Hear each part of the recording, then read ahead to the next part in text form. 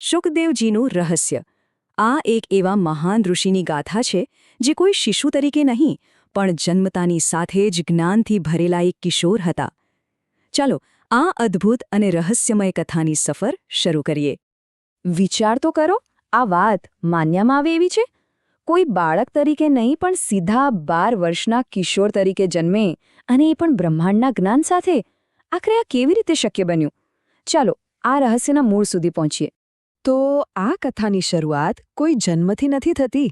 ના, એની શરૂઆત તો એક એવા દૈવી રહસ્યથી થાય છે જે હકીકતમાં ફક્ત એક દેવી માટે જ હતું. કલ્પના કરો કે એક શાંત એકાંત ગુફામાં ખુદ ભગવાન શિવ દેવી પાર્વતીને બ્રહ્માંડનું સૌથી મોટું રહસ્ય એટલે કે અમરકથા, અમર થવાનું જ્ઞાન આપી રહ્યા હતા. આ કેટલી ગોપનીય અને પવિત્ર ક્ષણ હશે. પણ કહાનીમાં એક વળાંક આવ્યો. કથા સાંભળતા સાંભળતા દેવી પાર્વતીને નિદ્રા આવી ગઈ. હવે ત્યાં છુપાઈને બેઠેલા એક નાના પોપટે પાર્વતીજી વતી હુંકારો ભરવાનું ચાલુ રાખ્યો, અને એણે પેલું અમરત્વનું આખું રહસ્ય સાંભળી લીધું, જે જ્ઞાન એના માટે હતું જ નહીં. હવે જ્યારે મહાદેવને આ વાતની ખબર પડી તો એ અત્યંત ક્રોધિત થયા. આટલું ગુપ્ત જ્ઞાન એક અયોગ્ય જીવ પાસે પહોંચી ગયું હતું. તેમણે તરત જ પોતાનું ત્રિશૂળ એ નાના પોપટ પાછળ છોડ્યું, અને બસ ત્રણેય લોકમાં એક દિવ્ય પીછો શરૂ થયો. પોતાનો જીવ બચાવવા માટે એ પોપટની આત્માએ એક એવો રસ્તો અપનાવ્યો જે કોઈ વિચારી પણ ન શકે. એણે પોતાનું રૂપ એટલું સૂક્ષ્મ કરી દીધું કે તે ઋષિ વ્યાસની પત્નીના મુખ દ્વારા સીધા તેમના ગર્ભમાં જઈને છુપાઈ ગયો. એક એવું સ્થાન જ્યાં મહાદેવનું ત્રિશૂળ પણ પહોંચી શકે એમ નહોતું. તો પેલો દિવ્ય પીછો તો ત્યાં અટકી ગયો, પણ એના કારણે એક નવું અને એનાથી પણ મોટું રહસ્ય સર્જાયું. અને એ હતું એક અશક્ય રીતે લાંબો ગર્ભવાસ. જી હા, 12 વર્ષ, 9 મહિના નહીં પણ પૂરા 12 વર્ષ સુધી એ દિવ્ય આત્મા ગર્ભમાં જ રહ્યો. આ કોઈ સામાન્ય ઘટના નહોતી, પણ ગર્ભની અંદર એક મોટો આધ્યાત્મિક સંઘર્ષ ચાલી રહ્યો હતો. તો સવાલ એ થાય કે જે આત્મા પાસે અમરત્વનું જ્ઞાન હતું એ આ દુનિયામાં આવવા માટે કેમ તૈયાર નહોતી? એને શેનો ડર હતો? આનો જવાબ છે એક શબ્દમાં: માયા. માયા એટલે આ સંસારનો ભ્રમ, એક એવો જાદુઈ પડદો જે જન્મ લેતા જ આત્મા પર છવાઈ જાય છે અને એને એનું દિવ્ય સ્વરૂપ, એનું સાચું જ્ઞાન બધું જ ભૂલાવી દે છે. અને ગર્ભની અંદર રહેલા એ શિશુને આ વાતની ખબર હતી. એણે સ્પષ્ટ કહ્યું કે હું બહાર નહીં આવું, કારણ કે જે ક્ષણે હું જન્મેશ માયા મારા પર હાવી થઈ જશે અને મેં સાંભળેલું અમર જ્ઞાન હું ભૂલી જઈશ. એના કરતાં તો ગર્ભમાં જ રહેવું સારું.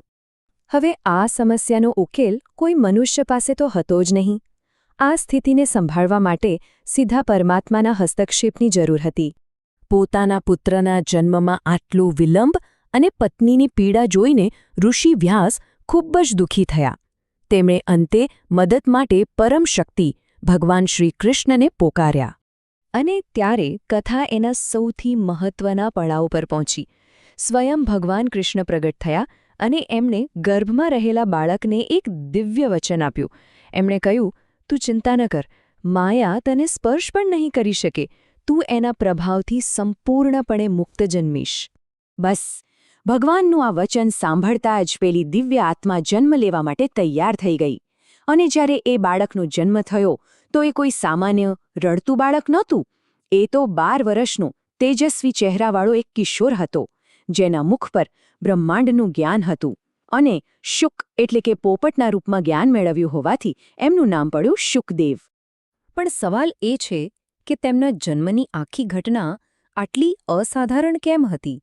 જુઓ, આ ફક્ત કોઈ ચમત્કાર ન હતો. આ તો એમના જીવનના મુખ્ય ઉદ્દેશ્ય માટેની એક જરૂરી તૈયારી હતી. આ બધા મુદ્દા એકબીજા સાથે જોડાયેલા છે, કારણ કે એમણે અમરકથા સાંભળી હતી અને ભગવાનના વચનથી માયા એમને સ્પર્શી શકી નહીં. એટલે એમની પાસે જન્મથી જ શુદ્ધ અને સંપૂર્ણ જ્ઞાન હતું. અને આ જ્ઞાન એમણે ફક્ત પોતાના માટે નહોતું રાખવાનું, પણ એનાથી બીજાનો ઉદ્ધાર કરવાનો હતો. અને એમના આ દિવ્ય ઉદ્દેશ્યની સૌથી મોટી સાબિતી જોવા મળે છે રાજા પરીક્ષિતની કથામાં, જેમને શુકદેવજીએ મોક્ષ અપાવ્યો હતો. થયું એવું કે રાજા પરીક્ષિતને શ્રાપ મળ્યો કે 7 દિવસમાં તેમનું મૃત્યુ નક્કી છે. હવે એમની પાસે મુક્તિ મેળવવા માટે ફક્ત 7 જ દિવસ હતા.